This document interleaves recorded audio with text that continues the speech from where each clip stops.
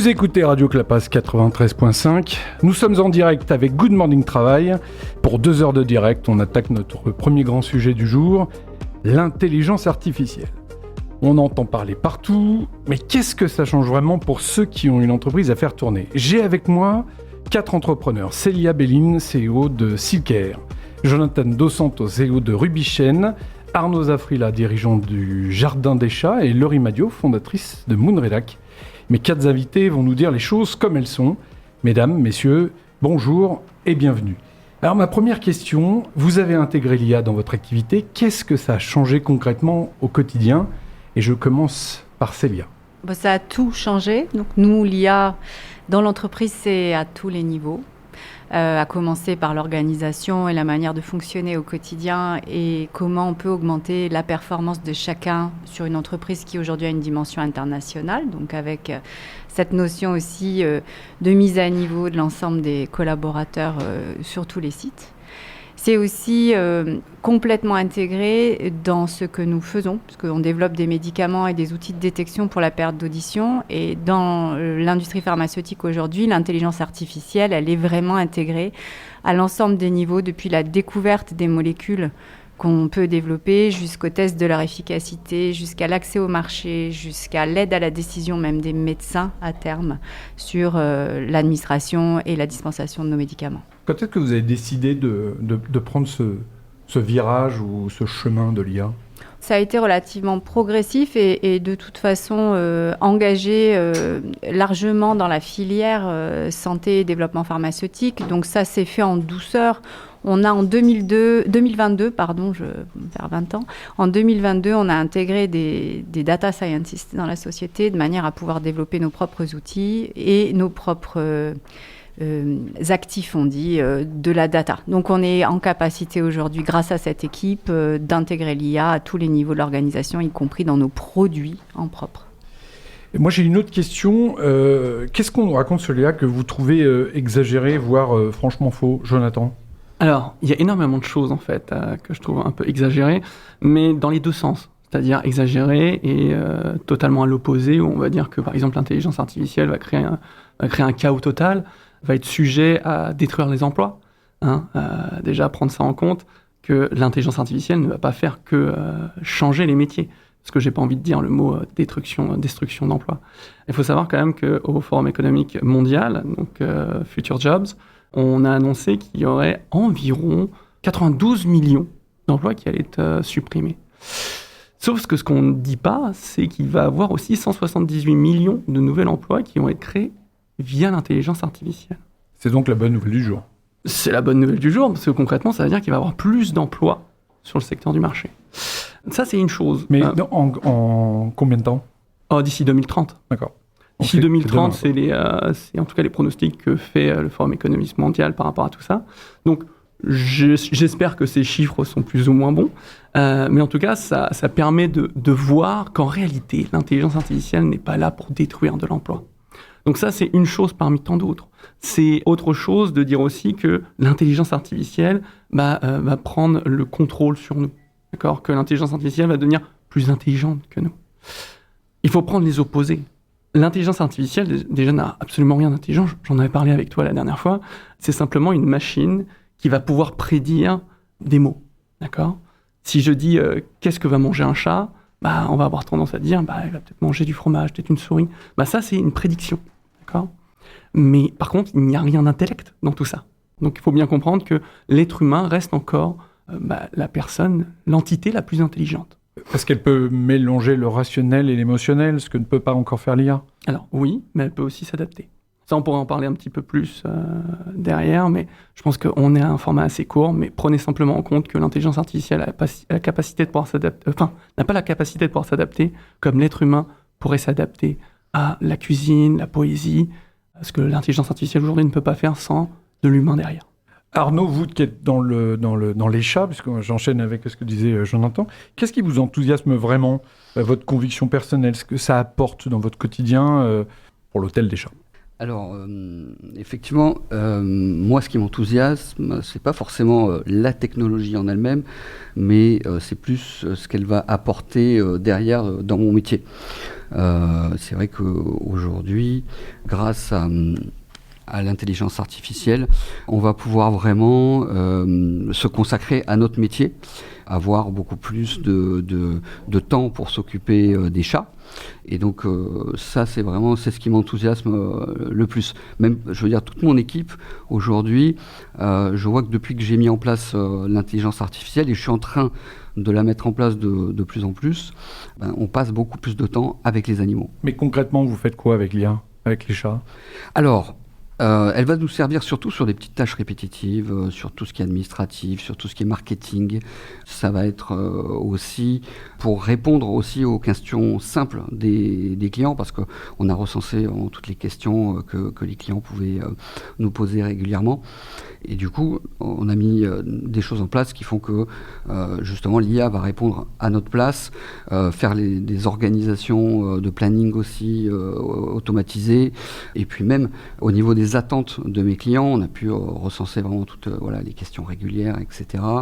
On a et même au niveau de la partie marketing, pour nous, on a pu vraiment analyser au plus près, de voir quand est-ce que les clients réservent, quelles sont les dates de réservation. Et c'est des choses qui nous auraient pris beaucoup de temps et qui finalement très rapidement nous permettent de pouvoir réussir à faire ça très rapidement, quoi. Ok, on gagne du temps, on pilote mieux, donc ça, ce sont les avantages.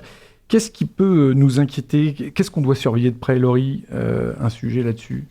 Alors moi, je vais me faire un peu l'avocat du diable, du coup.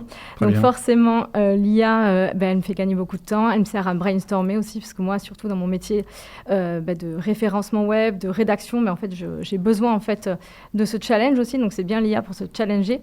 Mais moi, je vais aborder ça sous le prisme de la créativité. Donc la question, c'est l'IA, qu'est-ce que ça peut avoir comme impact sur la créativité des personnes qui l'utilisent. Donc bien entendu, quand on utilise des prompts qui sont précis, donc là, moi, je parle vraiment des IA conversationnelles, celles qui permettent d'avoir ces réponses que les gens posent souvent, soit à leur téléphone de manière vocale, soit à l'écrit, ce qui reste encore plus rare aujourd'hui maintenant. Mais voilà, moi, ma petite peur un petit peu, c'est, en tant que aussi, je suis journaliste culture, donc je me dis, quand on veut avoir un texte authentique, comment on fait en fait avec l'IA, comment on fait pour savoir en fait, finalement, quand on consulte un média, quand on consulte un site web, est-ce qu'il a été écrit avec l'IA ou pas ? Et comment en fait on va pouvoir apporter sa patte, si vous voulez, et montrer son authenticité et montrer en fait finalement qu'il y a une vraie personne derrière. Donc voilà, c'est surtout ces questions-là aussi d'utilisation de l'IA au niveau de la créativité. Et aussi, je me dis que nous, on est nés sans IA, mais nos enfants aussi, comment en fait ils vont aborder l'IA ?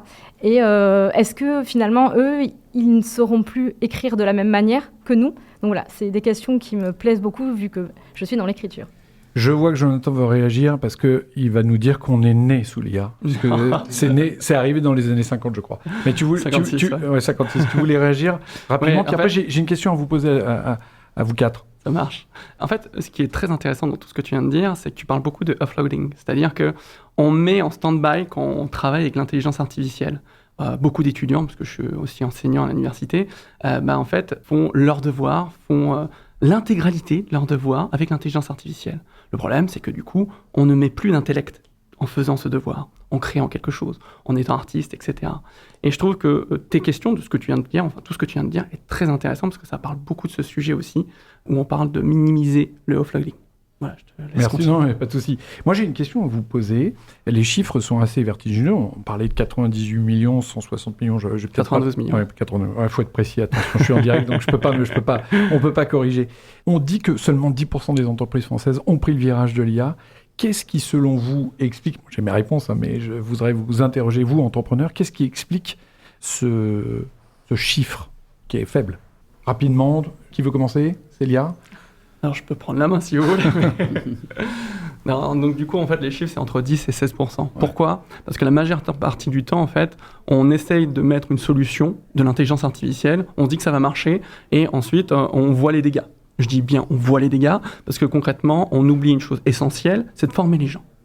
Quand on demande, pour payer le moins possible, d'intégrer l'intelligence artificielle avec son service informatique qui n'a pas été formé sur l'intelligence artificielle, déjà, on prend des risques. Et on prend encore plus de risques sur le fait que les collaborateurs, les employés, ne sont pas formés à l'intelligence artificielle. C'est pour ça qu'aujourd'hui, d'ailleurs, Moi, je fais essentiellement de l'intelligence artificielle en formation, en entreprise, parce que c'est un manque cruel qu'il n'y a pas en entreprise. Et aujourd'hui, c'est 86% des entreprises qui souhaitent avoir de l'intelligence artificielle. Mais pour la plupart, ils loupent l'essai, quoi. Célia. Moi, je rebondirais simplement en disant que c'est la problématique de l'adoption de n'importe quel changement dans une entreprise. Ça prend beaucoup de temps, en fait, pour tout type d'entreprise, encore plus peut-être pour les entreprises plus traditionnelles, d'intégrer des nouveaux outils. Ça leur fait perdre plus de temps au départ que gagner du temps. Donc, ce temps à passer pour que le changement soit intégré, c'est un temps qui est difficile, sûrement, à trouver pour certaines entreprises. Et pourquoi nos écoles, elles prennent pas le pas? Elles ont peur de quoi pour enseigner à nos enfants? On a peur qu'elles deviennent des machines, que le transhumanisme s'accélère. C'est quoi la crainte? Alors ça, c'est un énorme problème qu'on a à travers l'éducation en France et en Europe. Je rappelle une chose qui va peut-être vous faire comprendre pourquoi on a pris autant de retard, c'est pourquoi on est 2 par 2, rangé par rangée en classe. Je vous rappelle quand même qu'après la Deuxième Guerre mondiale, on avait mis en place ce système de 2 personnes par rangée, parce qu'en usine, c'était 2 personnes rangées par rangée. Donc en fait, on a un truc assez old school depuis 80 ans qui ne cesse aujourd'hui, parce qu'on n'a toujours pas changé cette méthodologie, et on a pris un retard énorme sur l'intelligence artificielle parce qu'on n'apprend pas à nos enfants à comment bien utiliser l'intelligence artificielle. Aujourd'hui, on met quelque chose d'aussi puissant qu'une voiture dans les mains d'un enfant de 10 ans. Et ça, c'est catastrophique.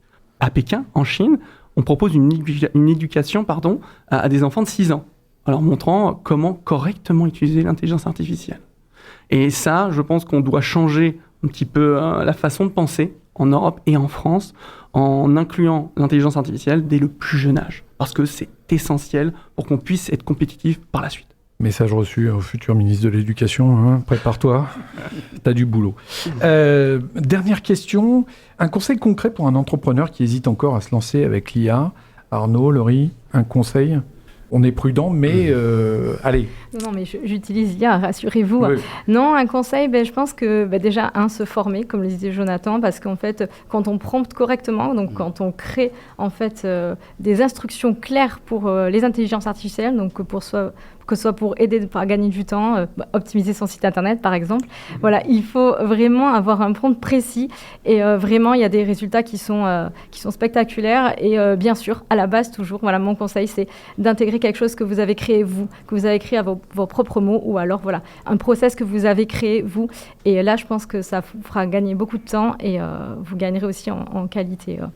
Merci Laurie. Arnaud? Alors moi je dirais que mon conseil, c'est d'abord de réfléchir tout seul avant de se lancer avec un prompt sur l'IA, parce que souvent l'IA va pouvoir avoir tendance à orienter un peu certaines choses et il faut rester maître de ce qu'on fait. Donc on va faire un premier prompt, mais en amont, il faut avoir d'abord eu une bonne réflexion sur son entreprise, sur ses faiblesses, ses forces, etc. Et ensuite, après, une fois qu'on a fait un peu l'état des lieux, là, se lancer dans une modification, etc. Parce que, effectivement, sinon, on peut avoir tendance à suivre l'IA et ne plus être vraiment maître de ce qu'on fait. Et la subir, exactement. Alors, comme disait ma grand-mère, avant d'aller au premier étage, commence à faire la première marche. Voilà, donc il faut y aller, s'acculturer, se former. Il ne faut pas avoir peur de ça. De toute façon, c'est incontournable. On vient d'entendre 4 regards vraiment différents sur l'IA et c'est exactement ce qui est précieux. Merci à vous 4 d'avoir joué le jeu avec autant de franchise, de votre temps, parce que c'est précieux, c'est du direct, je le rappelle. On reste sur Radio Clapas. On se retrouve dans quelques instants pour notre deuxième thématique. Merci à vous 4.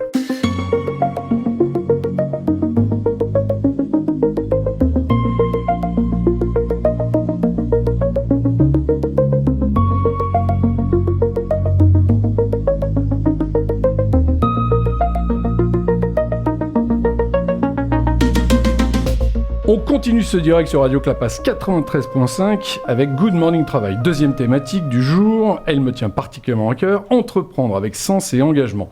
De plus en plus d'entrepreneurs ne veulent plus choisir entre faire du business et avoir des valeurs. Mais concrètement, ça ressemble à quoi ?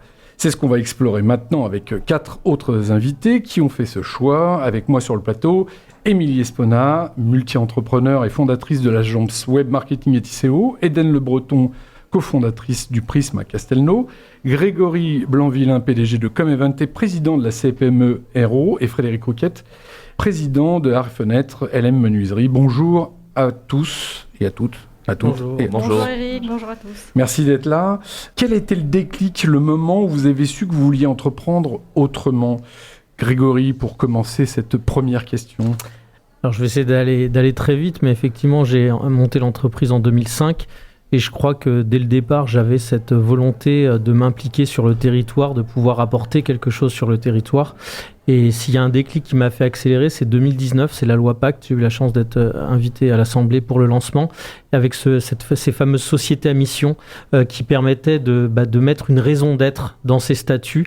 Et le fait de travailler sur sa raison d'être avec son équipe, de réfléchir à qu'est-ce qu'on pouvait apporter en plus de l'objet commercial de sa société, ça a permis à la fois de structurer tout ce qu'on faisait déjà naturellement et puis de voir comment on pouvait aller plus loin. Donc je dirais que c'est un peu là la bascule qui a permis d'aller encore plus loin, de passer un label. On a passé le label THQSE, très haute qualité de santé environnementale, pour pouvoir nous créer des événements éco-responsables. Et puis finalement, le Covid a fait que ça s'est encore plus accéléré sur toutes les tendances. Alors pour rebondir sur le Covid, Frédéric, vous, votre histoire de grand groupe, le déclic, ça a été quoi de reprendre une activité ? Alors le déclic, il a été simple. Je travaillais effectivement dans un grand groupe international.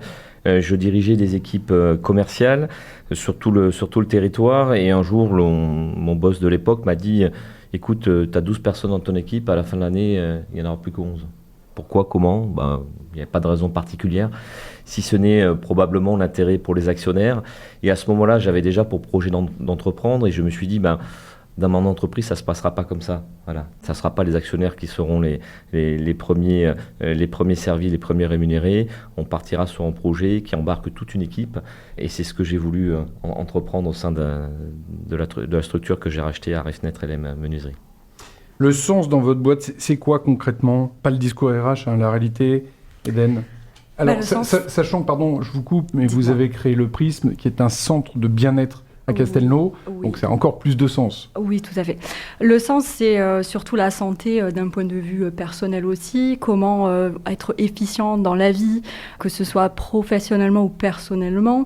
Donc nous, le sens, ça a été vraiment cet aspect de se dire, ok, comment on peut contribuer au monde différemment en prenant en compte surtout la santé et notamment la longévité à partir du corps physique aussi, du corps, du mouvement. Donc nous, on s'est intéressé à tous ces sujets-là qui sont en vogue aussi post-Covid.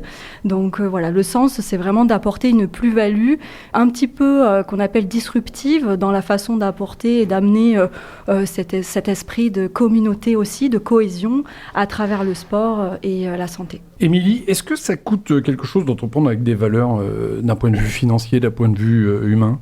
Alors, oui, ça peut vouloir dire que ça va coûter quelque chose d'entreprendre parce que forcément, si on a envie d'apporter des valeurs, on a envie de faire plaisir à nos salariés et donc forcément de leur apporter tous les services qu'ils peuvent avoir. Ça peut aller avec des primes, de la promotion, etc. Et en fait, le rôle de l'entrepreneur, ça va être, ou du chef d'entreprise, de trouver des astuces et des solutions pour pouvoir arriver à leur fournir tous ces services et pouvoir trouver des astuces pour qu'ils se sentent bien en permanence. Après, d'un point de vue, on va dire, autre que financier, je pense que l'enrichissement, il va être plus personnel parce qu'on va avoir une vraie plus-value, on va apporter quelque chose aux autres et on va s'investir et s'enrichir nous-mêmes. Une question que je vous pose à vous tous autour de cette table qui avez des collaborateurs, un engagement social et sociétal. Comment on embarque les équipes, les clients, les partenaires dans ce projet de sens ? Parce que depuis le Covid, c'est vraiment le mot qu'on met en avant. Je ne dis pas qu'avant qu'on n'avait pas de sens, mais on n'en parlait pas trop en fait. On était dans une espèce de routine. Comment on embarque tout le monde ? Comment on embarque son écosystème ? Moi, je pense que quand on fait les choses avec le cœur et qu'on parle avec le cœur, on embarque forcément les gens qui vont nous ressembler et qui ont envie d'arriver avec nous sur cette voie-là, tout simplement. Alors, je précise bien, le cœur, mais 6 entreprises, je crois. Oui. C'est ça. Mais Donc un gros cœur. Mais je pense que c'est pas indissociable. Effectivement, quand on parlait d'entreprendre autrement, je pense qu'on a envie, quand on démarre, de faire comme tout le monde. C'est vraiment la base. On regarde les entrepreneurs, les chefs d'entreprise, puisque pour moi, être chef d'entreprise et entrepreneur, c'est différent. On a envie de faire comme tout le monde et on regarde un peu les success stories, etc. Et en fait, moi, je vais vous dire la vérité, j'ai toujours voulu être comme tout le monde et on m'a toujours fait comprendre que j'étais différente. Et jusqu'à encore très peu de temps, j'ai eu envie d'être comme tout le monde. Et c'était pas autant la mode qu'aujourd'hui. Et en fait, je me rends compte que faire les choses différemment et être différente, c'est peut-être une force. Quelqu'un d'autre veut réagir sur cette question ? Je pense que le sens c'est aussi quelque chose d'une quête personnelle. Effectivement, entreprendre avec le cœur, c'est important. Et je pense que ça part aussi d'une introspection personnelle. Quelles sont les valeurs ? Qu'est-ce que je veux porter ? Qu'est-ce que je veux emmener ? Et je pense que ce sont ces convictions qui nous permettent aussi de tenir. Parce qu'en tant que chef d'entreprise ou entrepreneur, on vit tous des moments qui sont up-down. Et effectivement, je pense que ça nous permet de garder le cap, sur le long terme, en fait. Et donc, se poser la question aussi, quelles sont les valeurs que je veux incarner et ce que je veux donner aussi aux autres. Juste rebondir sur le long terme, effectivement, je crois que quand on a la volonté d'avoir une entreprise pérenne et dans le contexte actuel, si aujourd'hui on n'entraîne pas l'ensemble de ces parties prenantes avec des vraies relations de confiance, d'échange, de répondre aux problématiques, de répondre aux enjeux, c'est un petit peu peut-être ce qui a changé, où à un moment on était uniquement dans la Startup Nation et la volonté c'était juste de monter une boîte pour la revendre le plus vite possible, le plus cher possible au bout de 3 ans. Moi la boîte elle a 21 ans, je crois qu'on a un certain nombre d'entrepreneurs aujourd'hui où on travaille sur la durée et de travailler avec l'ensemble de ces parties prenantes sur ce lien de confiance, ce sens qu'on met aussi bien avec ses prestataires qu'en interne et si on avait envie de garder ses collaborateurs, je pense qu'aujourd'hui c'est essentiel de travailler là-dessus tous ensemble sur les mêmes valeurs. Est-ce qu'il y a des moments, il y a des compromis que vous avez refusé de faire, même sous pression, qui n'étaient pas en phase avec votre sens, avec vos valeurs ?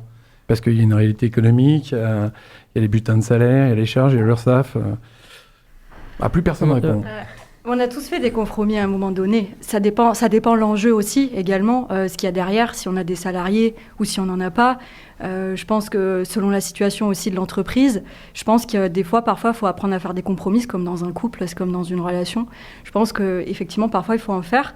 La question, c'est à quel point je suis capable de faire ce compromis, qu'est-ce que ça me coûte et est-ce que j'ai vraiment envie de le faire et est-ce que ça ne compromet pas mes valeurs. Et je pense que là, on parle de quelque chose de plus profond, qui sont les valeurs aussi que l'on porte. Donc, voilà. Moi, je pense que j'en fais tous les jours, puisque pour moi, être entrepreneur, c'est trouver des solutions tous les jours, à chaque problème, à chaque sujet, à chaque solution, que ce soit pour développer l'entreprise, créer une entreprise ou trouver des solutions au niveau des salariés. Donc, toute la journée, il faut faire des compromis et trouver des solutions. Donc, pour ma part, on en fait certains par choix, parfois par omission et puis parfois par obligation. Ouais, je suis d'accord. Quelle est la différence que vous faites entre sens et valeurs ? On a 2 heures ou pas ? Ah oui, voilà, là il va falloir être court, concis, rapide. On me fait signe à la régie qu'on a 10 minutes. Ah, merveilleux. Non, mais il faut que tout le monde ait la parole. Mais comment le sens, je pense que c'est profond, c'est plus ça relève pour moi des soft skills, donc des choses très personnelles. Et la valeur, c'est ce que peuvent aussi percevoir les autres, et c'est les moyens d'action que nous avons à disposition pour aussi la valeur ajoutée, la valeur perçue et la valeur ressentie. Je pense que ça peut être... Les valeurs sont au service du sens, pour moi, voilà, permettent de conduire le sens. C'est ce que j'allais dire exactement. Les valeurs, c'est vraiment peut-être aussi ce qu'on a au fond de nous et l'éducation aussi qu'on a eue, l'histoire. Et le sens, c'est la mission qu'on va se donner à travers ces valeurs. Et d'ailleurs, avec les mêmes valeurs, on peut se donner des sens différents. Comment on explique que ce retour au sens est arrivé avec le Covid, des 3 milliards d'individus qui ont été... enfermé pendant plus de 2 mois. C'est à ce moment-là qu'on a remis du sens ou qu'on s'est investi dans le sens dans les entreprises, selon vous ? Je pense qu'il a fallu effectivement en mettre ou en remettre. Comme vous le disiez, les salariés ont été loin du travail, ont perçu qu'il y avait une vie en dehors du travail, qu'ils pouvaient percevoir un salaire sans travailler. Donc quand il a fallu leur expliquer qu'il fallait revenir au boulot... pour gagner à peu près la même chose quand ils ne travaillaient pas, forcément, il faut trouver d'autres leviers que la valeur travail. Donc, il a fallu probablement à ce moment-là remettre du du sens et remettre le travail au cœur du quotidien, ce qui n'a pas forcément été simple dans toutes les entreprises. Émilie, je vous voyais faire un petit nom de la tête.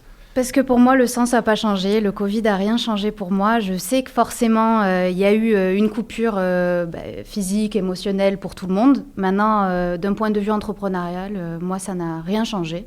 Je pense qu'il ne fallait pas un événement pour changer le sens chez moi. Voilà. Pour vous? Pour moi. Mais je parle d'un point de vue général, parce que moi, j'ai pas l'air comme ça, mais je suis très haché. J'entends les valeurs des entreprises, et c'est simplement une petite dizaine d'années que je commence à parler de sens. Alors, attention, il y a aussi beaucoup de marketing, il y a beaucoup de... Je pense que c'est de la mode, un effet de mode. Il y a beaucoup de boîtes qui disent qu'on est super valeurs, et après, voilà. Mais ça correspond à peu près avec la précédente table ronde. On est de plus en plus dans l'intelligence artificielle, on est dans la digitalisation, l'automatisation des process. Donc forcément, la tendance est de remettre l'humain au cœur des choses. Donc le Covid n'a fait qu'accélérer les choses, mais effectivement, on s'est rendu compte que les gens avaient une conscience, les gens avaient une famille, les gens avaient un cœur, les gens avaient une santé. Donc on remet l'humain au cœur des choses, mais c'est du marketing. Après, tant mieux si ça a éveillé certaines consciences. On a oui, juste. Et puis il y a peut-être aussi un changement générationnel qui fait que nous, on a été éduqués et construits en disant pour réussir sa vie, il faut réussir dans le travail. Et peut-être au détriment aussi un peu du reste. Et je trouve ça bien aussi que les générations, tout le monde se plaint de ça en disant tout le monde cherche une quête de sens dans les jeunes générations. Mais c'est plutôt positif qu'à un moment on se pose la question de pourquoi on fait les choses et jusqu'où on est prêt à aller pour faire les choses, pour réussir ou pour être propriétaire ou pas propriétaire. On voit bien qu'il y a beaucoup de choses qui ont changé dans ce rapport à tout ça. Je rebondis à ce que tu disais tout à l'heure. L'engagement dans la durée, c'est-à-dire qu'on est quand même inculqué par du court-termiste, c'est très à l'américaine, voilà, donc c'est résultat profit direct, on évolue, on vend, enfin je caricature, mais à peine. Mais il y a quand même aussi un sujet de la grande démission, c'est-à-dire que cette génération, elle ne veut pas bosser, c'est pas reproche, c'est qu'elle ne se retrouve pas dans le sens, dans le projet, dans les valeurs, c'est compliqué. Donc là, il y a un gros travail pédagogique. Ouais, je dirais que c'est juste qu'ils réfléchissent pas comme nous, en fait. C'est juste aussi qu'il faut s'adapter aussi à leur façon d'être. Aujourd'hui, ils sont très libres. Par rapport à nous, on a des valeurs, même par rapport à nos parents, la valeur du travail est différente. Ils sont extrêmement libres, ils ont la capacité aujourd'hui de voyager, de travailler de n'importe où. Le digital, l'intelligence artificielle permet aussi cette ouverture au international, voire à l'extérieur aussi. Donc je pense que c'est juste une question d'équilibre. Et moi, je pense que le Covid, ça a permis justement un gros événement pour une prise de conscience. On n'a pas appris sur le moment, on a appris après. Et c'est comme dans tout dans la vie. Voilà, je pense que c'est ça. Voilà.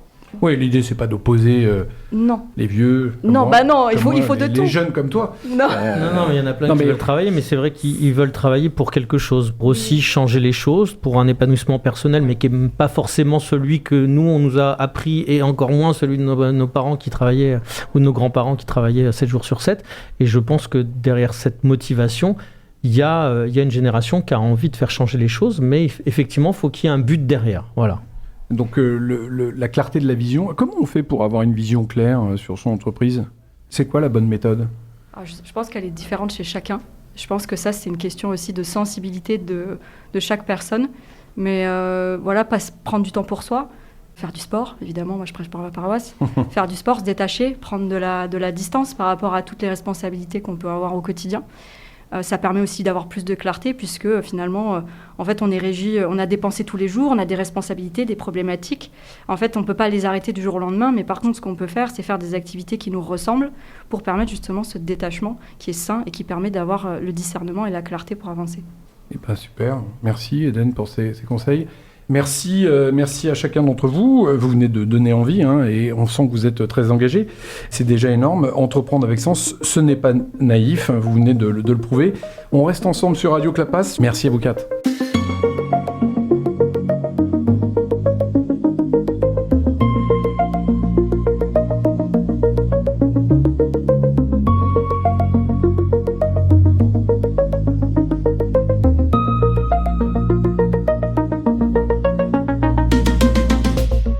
Good Morning Travail en direct sur Radio Clapas 93.5. On aborde maintenant notre troisième sujet, économie et environnement. On ne va pas vous faire un cours sur la planète, vous en avez assez. Ce qui nous intéresse aujourd'hui est Qu'est-ce que c'est que d'être rentable, d'être éco-responsable quand on dirige une entreprise ?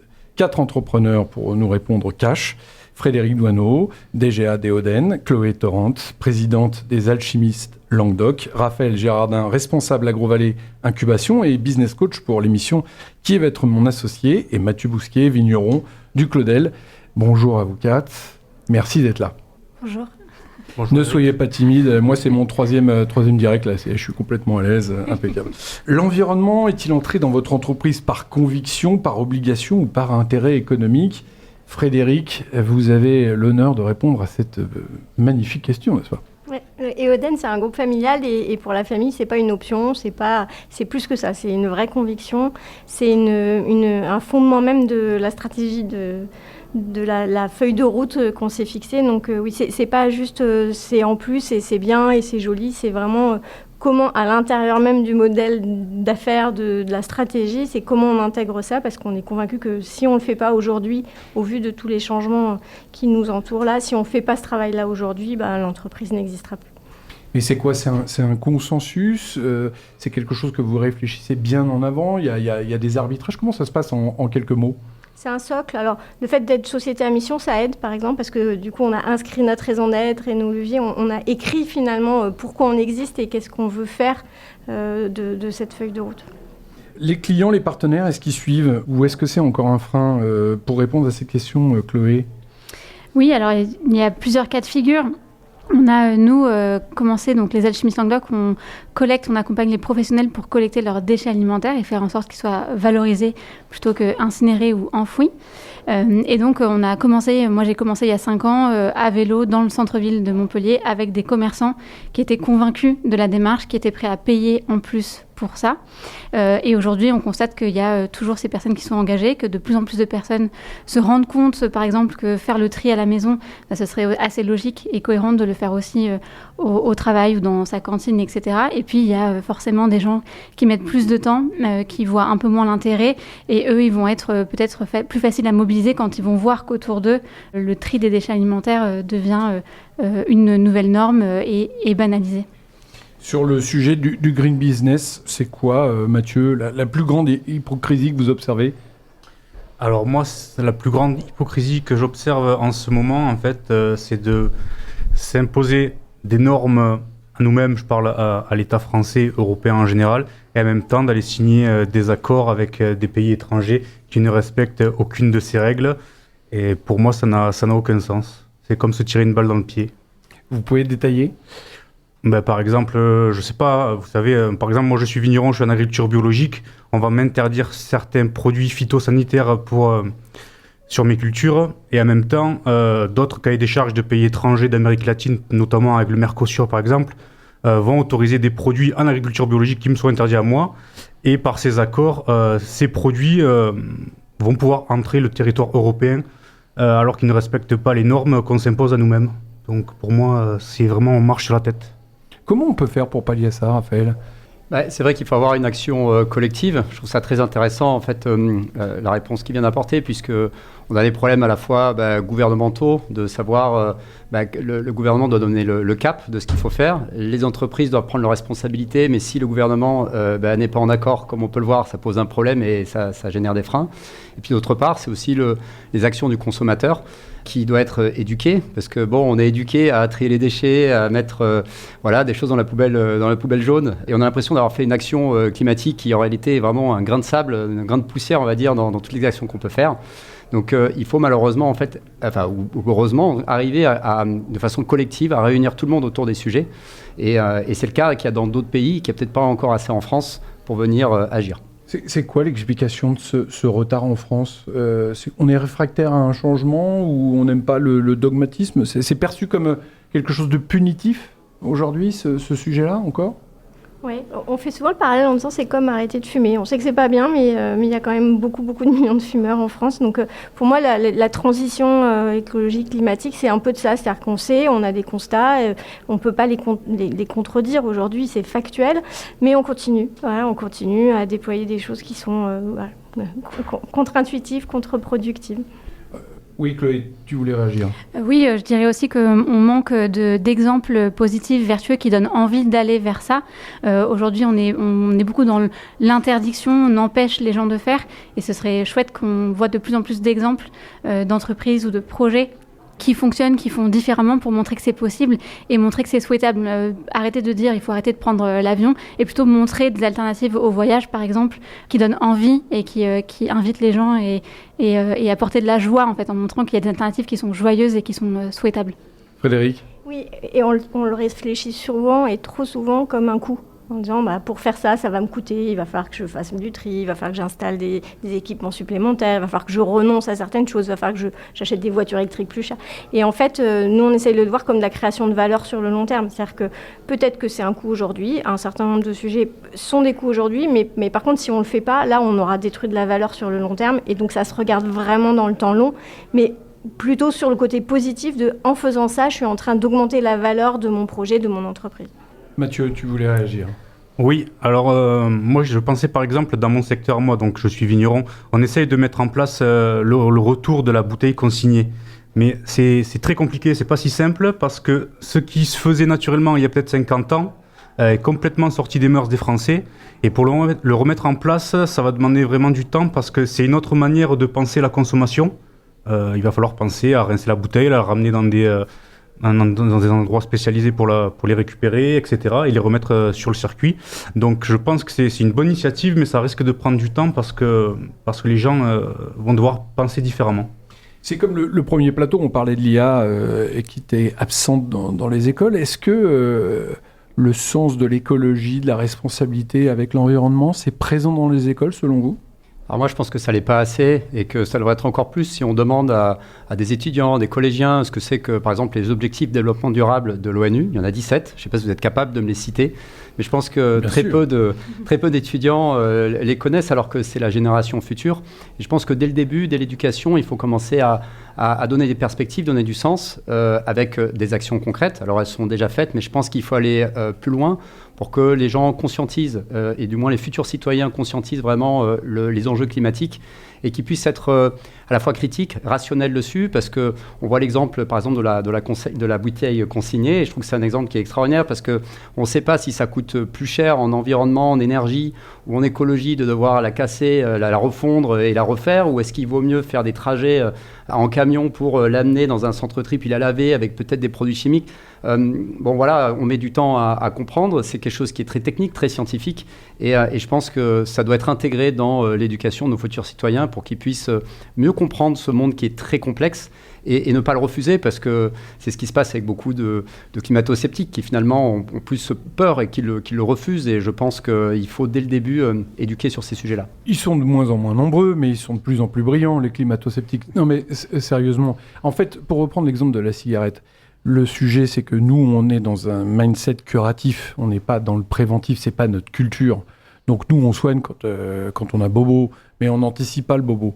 Et en fait, on n'a pas de problème d'eau visible, c'est-à-dire que l'eau est accessible, on a très chaud, mais les vignerons justement, ils commencent à voir le problème. D'ailleurs, il y a des vignes maintenant en Bretagne, donc ça se délocalise. On parle ici, dans l'arrière-pays rôletais, de planter des amandiers, des oliviers, mais les vignes vont disparaître. C'est parce que c'est pas encore tangible et que l'eau coule encore. Chloé, tu veux réagir ? Oui, en fait, je pense qu'il y a une part de responsabilité du côté des médias, parce qu'aujourd'hui, les médias, quand il y a un épisode caniculaire, vont plutôt montrer des images d'enfants dans les fontaines, des témoignages de personnes qui sont à la plage et qui se réjouissent de pouvoir aller à la plage et de se baigner dès le mois de mai ou le mois d'avril. Ça, c'est effectivement, on va dire, une conséquence plutôt positive de la canicule, mais en fait, on ne montre pas les personnes qui meurent à cause de la chaleur dans des pays comme l'Inde ou le Pakistan. Et en fait, du coup, c'est encore une fois ce sujet de montrer quel récit on veut raconter. Aujourd'hui, on raconte beaucoup la canicule. Oui, on met la clim et en fait, ça va. Et du coup, la solution, c'est mettre des clims ou des ventilateurs. Et comment on fait pour financer ça ? Alors qu'en fait, la solution, elle devrait plutôt être en parallèle. Comment on fait pour financer des moyens de rénover les bâtiments pour qu'on puisse supporter ça et que ce soit pas juste des clims sur les toits. Et de remettre des arbres. Par exemple, végétaliser, c'est aussi une autre solution. Je pense que les médias, ils ont un rôle à jouer important.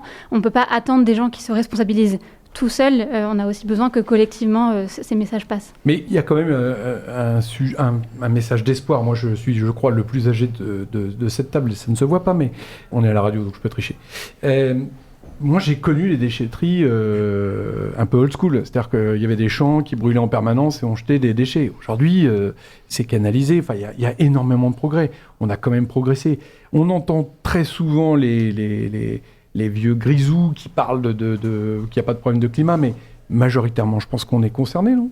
Moi, je pense qu'on est tous concernés et qu'il y a deux choses différentes. Il y a l'idée de lutter contre le réchauffement climatique, qui est une action globale, collective, qui est très difficile, où beaucoup de personnes pensent que la technologie va nous sauver sans avoir à y faire d'efforts.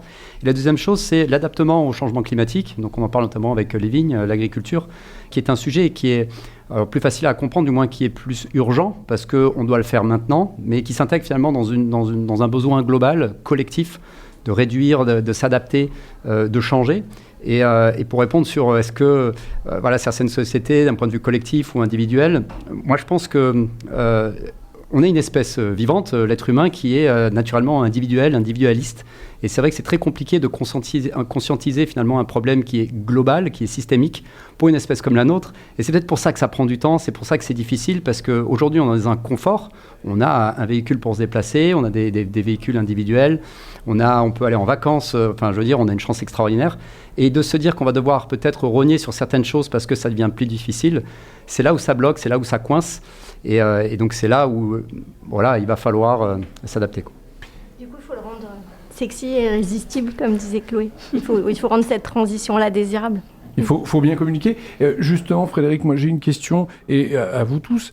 Sur le terrain, concrètement, dans les entreprises, qui freine le plus, les collaborateurs ou les dirigeants ?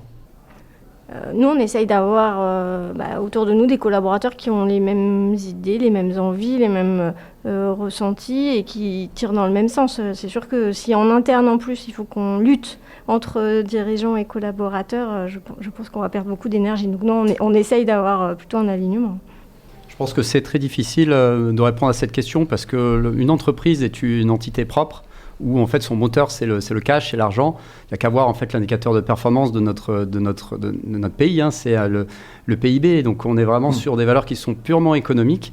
Et malheureusement ces valeurs, ces objectifs n'intègrent aucun objectif finalement développement durable.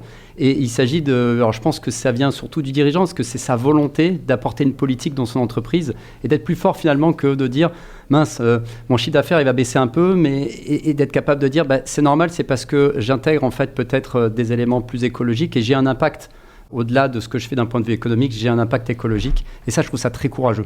Mais il y a de plus en plus de jeunes entrepreneurs qui s'engagent avec du sens, et notamment avec ce sujet sur l'écologie. Chloé, sur ma droite, en est l'incarnation. Le sens, l'écologie, tout ça, on a des chiffres, on a des statistiques. On voit que ça bouge de ce côté-là, au niveau de l'entrepreneuriat ? J'ai pas de chiffres à partager, mais ce que je constate, c'est que pour nous, c'est un moyen d'attirer aussi des talents, de montrer pourquoi on le fait, et on se rend compte que les gens qui postulent pour travailler avec nous, c'est des gens qui retrouvent chez les alchimistes des valeurs qui leur parlent, et ils ont plus envie de travailler, ou en tout cas, s'ils peuvent faire le choix, plutôt choisir une entreprise qui va proposer un modèle plutôt vertueux. Et puis pour rebondir sur le sujet aussi économique, c'est que aujourd'hui, les modèles économiques, la performance, elle est mesurée en fonction du chiffre d'affaires, de la croissance de chiffre d'affaires, et il faut qu'on arrive à trouver d'autres modèles. Et le secteur de l'économie sociale et solidaire, c'est quand même un secteur assez important en France, et il y a des entreprises justement dans ce secteur qui développent des modèles économiques différents, où on va essayer d'être performant mais différemment, et en cherchant plutôt la robustesse que la performance économique. Donc il y a des choses qui avancent quand même. Mais l'IA va aider, ça ? Ah, je vois des réactions dubitatives. C'est vrai que l'IA consomme beaucoup d'énergie. Ok. Et voilà, il y a tous ces sujets-là. Il y a le sujet en fait de remplacer aussi les emplois. J'avoue qu'on est encore aux prémices de voir ce qui va se passer. Moi, j'entends des personnes dire laissez tomber, on va complètement changer nos métiers, aller plutôt faire de la permaculture et c'est comme ça qu'on va survivre face à l'IA qui va finalement gérer tout notre système. Alors oui, c'est un excellent outil qui va nous permettre justement d'analyser, d'être plus performant. Voilà, maintenant, moi, je ne suis pas persuadé que ce soit... Enfin, c'est un moyen, c'est pas une solution, c'est pas une finalité. Oui, enfin moi je suis toujours mon côté positif, c'est-à-dire que l'IA va nous dire là il faut plus arroser que là. Enfin je sais qu'il y a une meilleure répartition de l'hydrométrie sur des territoires. Enfin voilà. Alors c'est vrai que nous à l'Institut Agro, Agro Vallée Incubation, on accompagne des startups qui travaillent notamment avec l'IA. Et alors nous, on a une règle, c'est qu'on n'accompagne que les projets innovants qui ont un impact. C'est notre cadre pour incuber des startups. Il faut qu'elles nous prouvent qu'elles ont un impact en lien avec les objectifs de développement durable et surtout qu'elles les mesurent. Et donc, oui, on voit des solutions qui sont techniques, qui intègrent beaucoup de modernité, notamment avec l'IA, des capteurs, des analyses de satellites, pour que justement l'agriculture de façon générale puisse s'adapter aux enjeux climatiques. Eh bien, écoutez, sur ces bonnes paroles, je vous remercie. Ce qui est frappant, c'est que vous venez de partager, c'est que la transition écologique, elle se fait sur le terrain, entreprise par entreprise, minute par minute. On reste positif. Les climato-sceptiques sont minoritaires, mais majoritairement bruyants, c'est ça? J'ai bien compris. Merci à vous quatre pour votre temps et vos témoignages. On reprend dans un instant le direct. Merci encore. Merci.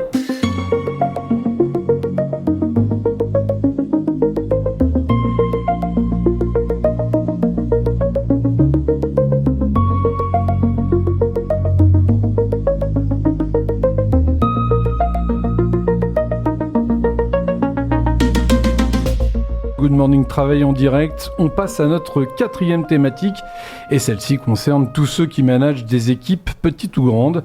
Le management par l'énergie positive, est-ce que c'est vraiment possible ou c'est du rêve? Nos 4 invités vont nous donner leur vérité. Avec moi, Audrey Mulat, DG associée chez Guillain-Berger Immobilier, Mathilde Chevalier, consultante en résolution de conflits, Julien Henriquez, dirigeant de restaurant Bonobo, et Priscilla Lenoir, fondatrice de Mes Fantastiques qui remplace au pied levé Thibaut Ménatori, qu'on salue ici et que j'embrasse personnellement. La première question, c'est quoi pour vous le management par l'énergie positive en 2 phrases? Mathilde. Bonjour à tous, merci pour cette invitation. Alors, moi, j'entends souvent qu'un bon manager, il a la compétence de voir le potentiel et les compétences chez l'autre. Et c'est déjà d'avoir un regard sur l'autre vers l'avenir. Donc, je dirais que en voyant le potentiel, les compétences et en regardant les talents, on est déjà dans une dynamique. C'est créer les meilleures conditions possibles pour que les managers s'épanouissent et puissent travailler dans de bonnes conditions. C'est embarquer, pour moi, moi, j'ai eu des managers qui m'embarquaient dans leur vision, et vous parliez du Covid tout à l'heure. Moi, j'ai eu un DG qui m'a embarqué complètement dans qu'est-ce qu'on va faire en période de Covid, et tout semblait possible. C'était déjà la première étape. Et puis enfin, moi, j'aime bien l'idée d'évoluer en tant que manager ou en tant que manager. Et donc, c'est imaginer ensemble, un peu comme dans une relation, comment on va évoluer ensemble et comment chacun va apprendre l'un de l'autre. En tout cas, ça va dans les 2 sens, pour moi. Comment on fait concrètement pour maintenir une énergie là, dans une équipe au jour le jour? Priscilla, est-ce que vous voulez répondre à cette question? Avec plaisir. En y réfléchissant bien sur cette question, j'ai envie de dire que le plus important, et aussi simple soit cette solution, c'est l'attention. C'est-à-dire qu'à partir du moment où on va avoir tous les jours que la vie nous donne une attention pour chaque personne avec laquelle on travaille, et alors l'attention, c'est aussi bête que c'est, le bonjour. Je dis bonjour, je regarde les gens avec lesquels je travaille, je leur dis merci quand je leur demande quelque chose, quand je leur demande si ça va, j'écoute vraiment la réponse, et ensuite je vais même aller leur dire au revoir quand je vais partir. Alors ça te paraît tout bête, mais c'est un leitmotiv que j'ai depuis toujours, parce que j'ai trop vu en effet des dirigeants et des managers ne pas le faire tout simplement, ça leur est complètement égal, et on passe à travers des tas de personnes qui sont là et des tas de personnes qui sont partie prenante de la vie de l'entreprise. C'est grâce à ces personnes qu'en fait l'entreprise fonctionne, et ne pas leur accorder ce minimum d'attention, c'est là le grand piège en fait. Et aujourd'hui, je vois aussi dans les entreprises, ça continue d'être tellement une évidence de pas le faire. C'est trop bête. Voilà, un bonjour tout simplement pour toutes les personnes qui travaillent, mais vraiment c'est game changer dans l'énergie que ça transmet chaque jour quand on vient travailler. On vit forcément des moments de crise, des moments de tension. Comment on gère ça dans le quotidien? Julien, vous qui avez vécu dans des grosses machines après Citron, des grosses mastodons américaines, comment on vit ça? Ouais, c'est partout pareil. En tout cas, j'ai envie de dire, et peut-être démarrer par ça, l'énergie positive, c'est pas voir la vie en rose. L'énergie positive, c'est être orienté vers la solution quand la salle est remplie de problèmes.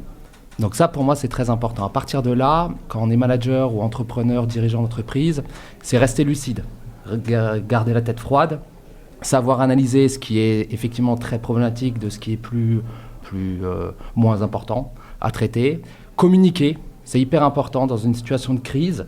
Si on ne communique pas, on crée du stress, de la peur, et ça, c'est le pire ennemi de la progression et de la réussite. Et enfin, j'allais dire, garder le cap. Garder le cap, ça peut être changer de route, mais c'est garder la destination vers laquelle on est orienté, savoir quelles sont les priorités à tacler, et puis être capable d'être flexible, d'ajuster le tir. Audrey, je sais que vous accompagnez des indépendants à la performance. Comment on peut concilier exigence et bienveillance à la fois? Comment on peut vivre cette tension a priori? Déjà, l'exigence, c'est de la bienveillance. À commencer par nous-mêmes, quand on a de l'exigence envers nous, on est bienveillant envers nous. C'est ce qui va nous amener à des résultats positifs, l'exigence. Donc pour moi, c'est même un contresens de dire je suis bienveillant, je te laisse dans ta zone de confort, c'est pas grave, ne progresse pas, je vais le faire à ta place, c'est pas grave. Ça, c'est l'inverse de la bienveillance. La vraie bienveillance, et encore plus dans l'entreprise, c'est d'aider quelqu'un à aller au maximum de ses aptitudes et de ses capacités, ça c'est important. Donc de l'aider à progresser. D'ailleurs, nous, en termes d'énergie positive, il y a quelque chose qui est très important chez moi, c'est qu'on célèbre beaucoup plus les progrès que les résultats, surtout dans un métier comme le métier d'immobilier. Moi, j'ai des agents qui peuvent être confrontés en une journée à 10 échecs.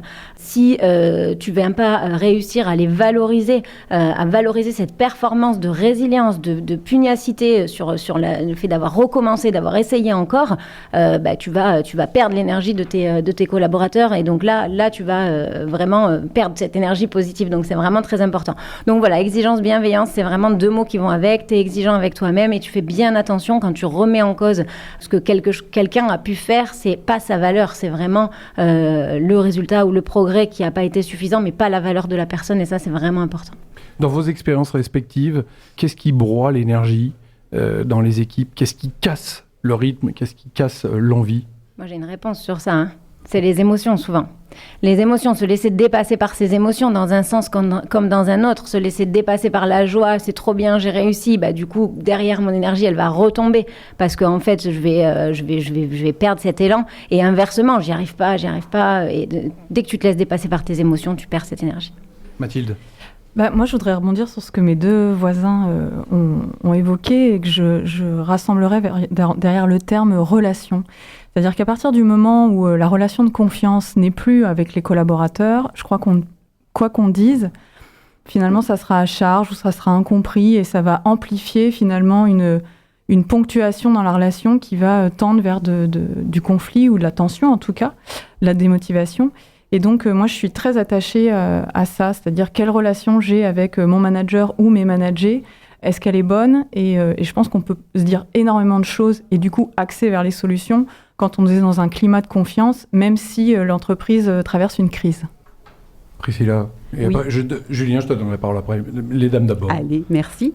Moi, c'est surtout aussi ce qui casse l'énergie positive, c'est tout ce qui est opacité, manque de transparence, quand on ne sait pas, quand on ne nous dit pas, quand on crée des secrets de polyphénol, tout ce manque de communication très ouverte, très transparente, ça empêche le dialogue en fait vraiment de s'installer. Et quand il n'y a pas ce dialogue, donc cette capacité, cette simplicité à aller voir quelqu'un pour lui dire là j'ai un problème, ou là au contraire il y a une situation que j'ai envie de proposer, ou j'ai une bonne idée, enfin peu importe, et qu'on ne peut pas avoir ce simple dialogue, ou alors on ne sait pas, enfin voilà, bref, il y a des tas de situations où où je vois des gens qui ne peuvent pas avancer clairement et simplement dans leur projet ou dans leur mission, et qui n'arrivent pas à avoir une réponse franche, d'ailleurs, même un non, tout simplement, sur un projet, sur une envie, sur une évolution, sur une augmentation, bref, et ça crée vraiment, ça coupe les pattes. Julien? Ouais. Et je vais renforcer ce point-là en parlant de considération, qui mène aussi à la confiance personnelle. C'est-à-dire considérer chaque individu pour ce qu'il est, avec ses forces, ses limites, ses volontés. Ça amène de la confiance parce que la pire des situations, c'est effectivement de générer du stress et de la peur. Et pour moi, c'est ça le pire ennemi dans la réussite d'une entreprise. Est-ce que ça s'apprend d'être un bon manager ou alors c'est naturel? Ça s'apprend, ça c'est très clair. C'est un métier. Et le problème, c'est qu'on confond leadership et management. Et le management, c'est un métier. Et c'est pour ça, et le plus difficile dans les entreprises en réalité, c'est que souvent, on est manager en plus de faire un métier d'expert, etc. Or, en fait, on devrait juste être manager. Et comment ça s'apprend? Oui, Julien, tu veux réagir? Alors, en période de Coupe du Monde, on peut être un très bon joueur et un mauvais entraîneur. Pardon, je viens de perdre mon idée en écoutant. C'est le foot. Ça, désolé, c'est le foot. Ça a tout arrêté. Je vais rebondir. C'est antinomique d'être manager et d'être leader? C'est pas antinomique. Non, c'est pas antinomique. C'est simplement qu'on peut avoir du leadership un peu naturel, ça c'est vrai, bien qu'il se travaille. Ça aussi, c'est très important, mais il va y avoir quelque chose d'un peu plus inné sur le leadership. Par contre, le management, c'est ouvert à tout le monde, en fait. À partir du moment où on va nous apprendre comment est-ce que, déjà tous les rituels managériaux, comment est-ce qu'on s'adresse aux personnes, comment est-ce qu'on doit créer de la communication, comment est-ce qu'on peut animer des réunions, comment est-ce qu'on peut donner l'envie, etc. Et tout ça, ça va s'apprendre. Je crois qu'elle a retrouvé son idée. J'ai retrouvé ma tête, excusez-moi. Oui, en tout cas, quand j'ai commencé à être manager, et j'ai commencé avec une petite équipe, je me suis quand même rappelé comment c'était quand j'étais managée, c'est-à-dire tout ce qu'on a évoqué ensemble depuis tout à l'heure, la considération, la communication basique de je reconnais que tu existes, tout simplement, ou valoriser les gens, même quand ils ont un effort et qu'ils n'ont pas obtenu les résultats. En tout cas, moi, j'ai plutôt eu des managers qui m'ont moins porté, en tout cas qui m'ont plus démotivé que porté.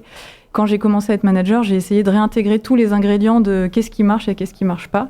Et effectivement, je suis d'accord, bien qu'on apprend beaucoup sur le terrain, je pense qu'il y a des outils quand même à cadrer et à structurer pour avoir l'approche juste. Comment vous expliquez que les salariés français se plaignent à 76% de leur manager? C'est quoi l'explication selon vous? Moi, je pense qu'il y a un vrai manque de formation justement sur le management en France et un manque de transparence. C'est-à-dire qu'aujourd'hui, on est encore dans une ère où le management est une récompense, est une promotion. Ah, c'est bien, tu as bien réussi tes résultats, tu vas monter manager. Mais c'est un autre métier. Et tu peux très très bien faire ton métier de production de base et ne pas savoir encadrer une équipe qui fait ton métier de production. Donc, manque de formation, manque de connaissance du métier et surtout manque de connaissance de ses difficultés parce que être manager, c'est aussi trancher, prendre des décisions qui ne sont pas forcément faciles, les assumer et en encaisser les responsabilités. Et quand tu montres sur un haut niveau de management, ces responsabilités, elles peuvent aller jusqu'au pénal. Moi, je vous ai fait venir autour de ce plateau parce que je vous avais reçu sur Good Morning Travail et j'avais vu votre esprit positif, votre lumière. Vous êtes très lumineux, il y a des gens derrière moi qui peuvent le constater. Comment vous êtes devenu manager positif? C'était quoi le déclic? Est-ce que vous avez identifié un moment, se dire ça y est, je suis dans la transmission? Personnellement, c'est l'envie de travailler avec les autres et l'envie d'évoluer avec les autres et non pas de faire évoluer les autres. Parce que je considère que quand on est manager, on fait partie de l'équipe et on évolue au même titre que tous les individus de l'équipe. Et pour moi, ça a toujours été la motivation, c'était de faire partie d'un groupe et puis de tirer le groupe vers le haut. Il s'avère que souvent, on donnait les responsabilités pour effectivement mener le chemin, mais je me considérais tout le temps comme quelqu'un de l'équipe. Et ça a toujours été ma motivation. Ça l'est toujours aujourd'hui en dirigeant un restaurant. C'est toujours ma motivation. Vas-y, Mathilde. On a le temps. Oui. Moi, c'est quand même partie de la façon dont moi j'ai été managée dans ma première vie professionnelle. Il y a vraiment quand même des choses qui ne marchent pas et moi qui sont allées me questionner jusqu'à la perte de sens, ce que vous évoquiez avec les invités précédents. Et quand j'ai commencé à manager, il y avait vraiment ce naturel quand même que j'ai de valoriser les gens que j'avais envie d'expérimenter, c'est-à-dire passer de la théorie de j'aimerais à j'ai envie de valoriser et puis d'être en relation, dans une relation de travail autrement que ce que j'avais vécu. C'est-à-dire que moi, j'estime que on travaille avec des gens quand même toute la semaine. Donc, la relation pour moi est au cœur et c'est ce que j'avais envie d'expérimenter. Priscilla, et puis on finira avec Audrey. Alors moi, je suis devenue une manageuse certainement positive a priori parce que le regard de mes équipes a tout dit. Quand je faisais mal, c'était très clair. Quand je faisais bien, c'était très clair. Donc, j'ai choisi un camp. C'est quoi? C'est le regard de l'autre qui fait la correction? On parlait tout à l'heure de formation. Le regard, justement, les remarques, quand on a suffisamment installé la capacité à dialoguer et qu'il n'y ait pas de conséquences négatives derrière, on a en fait un vrai feedback. Et ça a été extrêmement précieux pour moi. Pour ma part, je me suis un peu retrouvée à manager pour d'autres raisons, c'est-à-dire que ma volonté, c'était la liberté, donc j'ai voulu très vite monter ma boîte et très vite j'ai eu des équipes, donc en fait, c'était un passage obligatoire, mais c'était pas un passage réfléchi. Et aujourd'hui, si j'arrive et à être dans le positif et dans cette énergie, c'est parce que j'ai la vision, et pour moi, le fait de fédérer mes équipes avec ce management positif, c'est un outil pour les amener là où je veux les amener. Donc c'est vraiment dans la méthode. Il faut passer par là pour réussir à entraîner les gens au niveau auquel je veux les amener. Comment on a des experts autour de cette table, un manager aujourd'hui qui nous écoute et qui en ce moment qui galère, qu'est-ce que vous avez envie de lui dire? Allez, un mot chacun. Vous avez 1 minute chacun. Alors moi je dirais tout d'abord ralentir, c'est-à-dire que à partir du moment où on perd le sens, on se sent pas aligné, on a plutôt des retours pas forcément dits, les non-dits, c'est une catastrophe dans la relation de travail.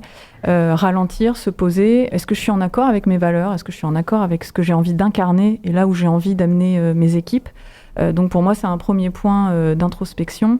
Et puis par la suite, pour rétablir la confiance, si elle est déjà perdue, c'est se poser autour de la table et quelles sont les conditions nécessaires pour que l'échange qu'on va avoir soit constructif et que vous soyez suffisamment en confiance pour qu'on aille faire ensemble plutôt que contre les uns les autres. Julien? Moi, je dirais qu'un bon manager, il se met au service de l'équipe, déjà Donc, quel est le projet pour l'équipe? Et à partir de là, investir du temps sur l'humain, sur l'individu, pour embarquer chacun des membres de l'équipe dans ce projet-là. On sent l'agent sportif qui parle un peu, non? Vous avez une petite pique. Moi, ce manager, s'il est en difficulté, je vais lui dire va voir tes équipes, parle avec elles, obtiens justement du feedback, écoute. L'explication est sur le terrain en règle générale. Oui. Eh bien, le mot de la fin, c'est pour Audrey. Moi, je lui dirais surtout, ne cherche pas à être parfait. Le manager parfait n'existe pas. Par contre, sois clair sur ta vision, communique, sois cohérent dans tes actions, mets du sens dans toutes tes indications. La transparence, la clarté, c'est l'ami de l'énergie. Il la faut pour réussir à engager les équipes. Et explique à chaque fois ce que tu fais, pourquoi tu le fais. Et déjà, ce sera pas mal. Ce qu'on vient d'entendre, c'est du management incarné, vécu, pas de slide de consultant. Merci à vous 4 pour cette honnêteté. On est toujours en direct sur Radio Clapas 93.5. 2 thématiques nous attendent encore. Merci à vous 4.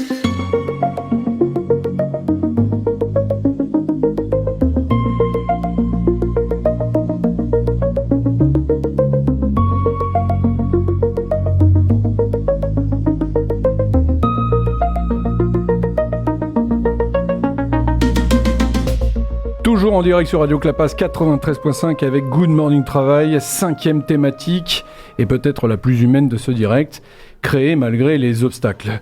On ne va pas vous parler de success story lisses, on va parler des coups durs, des moments où on a failli lâcher et de ce qui fait qu'on tient encore. 4 créateurs d'entreprises, 4 vraies histoires. Pauline Leguet, CEO de RH in the Pocket, Racine Boutelja, fondateur de BTD Consulting, Laurent Serre, dirigeant de Laurent Serre Développement et Pierre Milaudier, cofondateur d'Artisan. Bonjour à vous 4.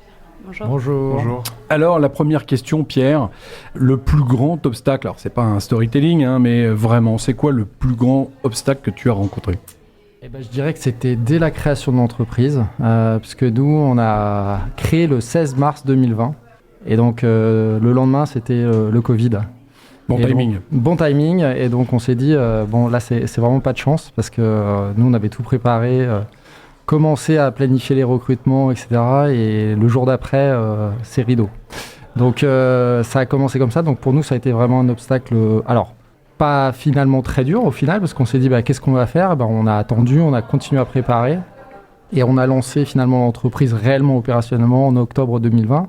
Quand il y a une fenêtre entre les deux instants Covid qu'on a pu vivre tous ensemble. Donc c'était assez surprenant parce que nous, personne s'y attendait au final et nous, ça a été le plus gros obstacle, c'était vraiment dès la création. Mais qu'est-ce qu'on se dit à ce moment-là? On se dit, je suis pas aidé des dieux on se dit, je coumoune, on dit, là c'est mal parti parce que moi, je sortais d'un boulot, effectivement, cadre salarié, dans le milieu informatique. Donc, je démarrais cette aventure avec Sandrine, qui est ma partenaire dans la vie et ma partenaire associée. Qu'on salue ici. Et on avait planifié finalement la création de cette entreprise. Et on se dit, c'est pas possible, quoi. C'est vraiment, vraiment pas de chance parce qu'on peut pas lancer, quoi. On peut rien faire. Laurent, j'enchaîne sur cette question. L'échec, on en fait quoi ? Qu'est-ce que ça nous apprend ? C'est Nietzsche qui disait ce qui ne te tue pas te rend plus fort, c'est ça ?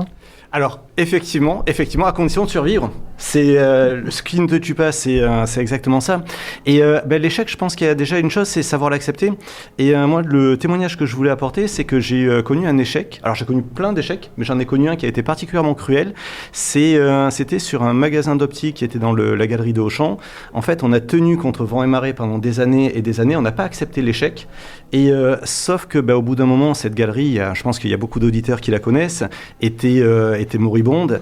Et au bout d'un moment, on a fini par lâcher, et on a lâché beaucoup trop tard. Ça nous a coûté très très cher. Ça a failli nous tuer, je pense. Je dis nous parce que j'étais associé avec ma femme à cette époque-là. D'ailleurs, je la salue aussi, France Pascal. Et donc l'échec rend plus fort, mais il faut savoir l'accepter aussi. C'est clairement, je pense qu'aujourd'hui, il y a beaucoup de gens qui lâchent trop vite. 80% des entrepreneurs lâchent trop vite. Moi, j'accompagne pas mal de jeunes entrepreneurs qui finalement reprennent leur poste de salarié. Donc félicitations Pierre d'avoir tenu la rampe malgré ces débuts difficiles. D'ailleurs, entre parenthèses, moi j'ai commencé le 11 septembre 2001, donc ça m'a fait sourire quand tu as dit ça. Il y a des dates comme ça. Hein. Exactement. Et du coup, pour boucler sur l'échec, c'est que il faut surmonter l'échec au maximum, mais quand il arrive, il faut savoir l'accepter. Et après, on parle de Nietzsche, mais on peut parler aussi j'ai oublié ce courant philosophique, je suis désolé, c'est l'émotion, j'ai pas l'habitude. C'est direct. Et c'est le fait d'accepter qu'il y a des choses qui nous sont extérieures, il y a des causes qui nous sont extérieures, qu'on ne peut rien dessus, et que là, il faut savoir lâcher. Par contre, quand on peut agir, là, il faut agir. Donc, c'est les stoïciens. Voilà. Très bien, on les salue aussi. Il n'y a pas d'école d'entrepreneurs, enfin, il y a des formations, etc. Qu'est-ce que vous auriez voulu savoir ou qu'on vous dise quand vous avez démarré, vous, Pauline, en tant que fondatrice ? Moi, il y a une expression qui me reste beaucoup en tête, c'est celle de Thomas Edison qui dit « Je n'ai pas échoué, j'ai trouvé 1000 façons de ne pas réussir ». Et en fait, moi, cette phrase, elle me tient presque au quotidien parce que des erreurs, on en fait tous les jours, en fait. Des micros, hein, des fois, c'est sur les réseaux sociaux, c'était pas le bon mot, et puis là, voilà. Et on apprend toujours, en fait. Et pour accompagner les entreprises, effectivement, j'ai une deuxième société de conseil. Et ce que je m'évertue énormément à apprendre aux gens, c'est justement la valorisation du droit à l'erreur. Et en fait, on est malgré tout dans une culture où on diabolise l'erreur, où on dit si tu as échoué, en gros, c'est que tu es nul, si je caricature un petit peu le trait. Alors que non, tu as échoué parce que tu as essayé une manière qui n'a pas fonctionné. Mais du coup, tu as appris ce qui ne fonctionnait pas, donc tu te donnes encore plus de chances pour aller vers ce qui fonctionne. Et c'est important de l'avoir en tête. Et ce que j'aurais aimé qu'on me dise aussi, c'est qu'il y a énormément de paramètres qui favorisent le succès. Il y a l'environnement, il y a les personnes, il y a la capacité aux autres à se faire comprendre, à nous comprendre nous-mêmes, à être dans un bon état d'esprit. Et que parfois, on peut avoir une semaine vraiment pourrie. C'est pas forcément un échec, c'est juste une mauvaise semaine. Et ça va bien se passer quand même. Et apprendre effectivement à tenir. Ouais, après, ça m'aurait aidé. Après la pluie, le beau temps. Justement, Racim, c'est ma question. On se casse la figure, on a des obstacles. Comment on garde l'élan, comment on garde l'énergie ? C'est une bonne question. Merci, c'est la seule. Moi, j'ai la chance d'être au plus près des projets qui sont des projets innovants qui finalement ont beaucoup de difficultés parce que c'est très, très compliqué pour eux de s'adresser au marché. Et finalement, on se rend compte que quel que soit le domaine, quel que soit l'univers, on a plus de capacité à affronter justement ces échecs, grâce un peu à cet environnement, je rejoins Pauline, à cet écosystème, aux personnes qui vont nous entourer, qui vont nous accompagner, qui vont nous mentorer, qui pour certaines sont passées par ces étapes-là, et donc peuvent nous aider en anticipant et en réduisant un petit peu la marge de manœuvre, mais surtout qui vont nous aider à nous redonner le sourire, redonner la motivation, parce que finalement on se rend compte que être entrepreneur, c'est finalement être très souvent seul, mais pour autant il ne faut pas hésiter à s'entourer de personnes de son scope ou bien de l'extérieur, qui peuvent aussi nous aider à prendre du recul, prendre de la hauteur, pour donner un second élan, un second souffle, et ne pas rester parfois dans des étapes un petit peu moroses, un petit peu complexes, qui font que parfois on n'a pas forcément envie de sortir du lit le matin. Pour rebondir sur ce que disait Pauline tout à l'heure, on est quand même dans une culture cartésienne, d'ingénieurs, où l'échec, c'est pas possible. Les anglo-saxons et les américains, ils sont vraiment dans cette culture de vas-y, do it, allez, refais, c'est pas grave, l'échec est un apprentissage. Et eux, ils sont optimistes. Nous, on a un petit côté pessimiste parce que exigeant et trop cartésien. Est-ce que c'est ça la culture? Moi, j'y crois pas. Hein. Je crois. Enfin, bon. C'est une question. L'exemple du Covid nous l'a montré. Si on n'avait pas été persévérant et à réessayer et à continuer, etc., on aurait abandonné en fait ce projet-là. Aujourd'hui, nous, on a voulu faire un projet vraiment social avec toutes les parties prenantes qu'on avait autour de nous, c'est-à-dire nos bénéficiaires, personnes vulnérables, et aussi monter une entreprise d'insertion sur les salariés. On n'aurait pas pu tenir ce projet-là avec ce qu'on a vécu au niveau du Covid. Et puis, on a eu Covid 1, Covid 2, Donc, je pense qu'effectivement, c'est ce que tu dis, c'est do it, prouve que tu sais le faire, continue, avance, et sans œillère. C'est-à-dire que s'il y a des difficultés, il faut aussi ouvrir les yeux et se dire, là, je vais pas dans la bonne direction. Mais je peux réessayer dans une voie un peu alternative. Mais pour moi, le maître mot, et je pense que c'est ce qu'on a partagé là, c'est la persévérance. Un entrepreneur, il se doit d'être persévérant, à mon sens. Et je voulais intervenir aussi sur la perception. La perception, c'est aujourd'hui, je pense que l'image de l'entrepreneur a changé et les gens en général savent que l'entrepreneuriat c'est dur, c'est pas forcément rémunérateur. On fait de plus en plus la différence parce qu'il y a eu 15 ans quand même d'éducation là-dessus entre les gros entrepreneurs qui vont être des CEO salariés ou PDG salariés de boîtes du CAC 40 et les petits entrepreneurs comme nous où on mouille la chemise au quotidien, on prend des risques sur nos deniers, il y a des mois où on se paye pas, on se met la rate au courbouillon et ça je pense que c'est quand même vu de manière de plus en plus large et cette perception est en train de changer.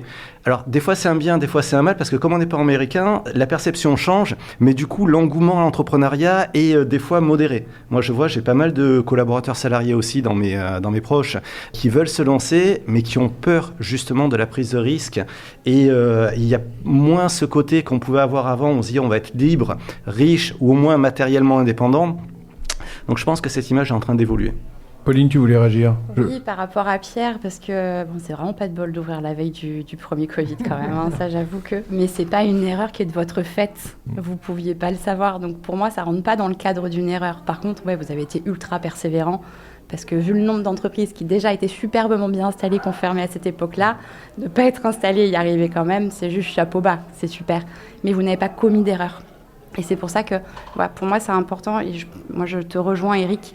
Effectivement, la culture américaine et anglo-saxonne laisse plus d'accès à l'erreur.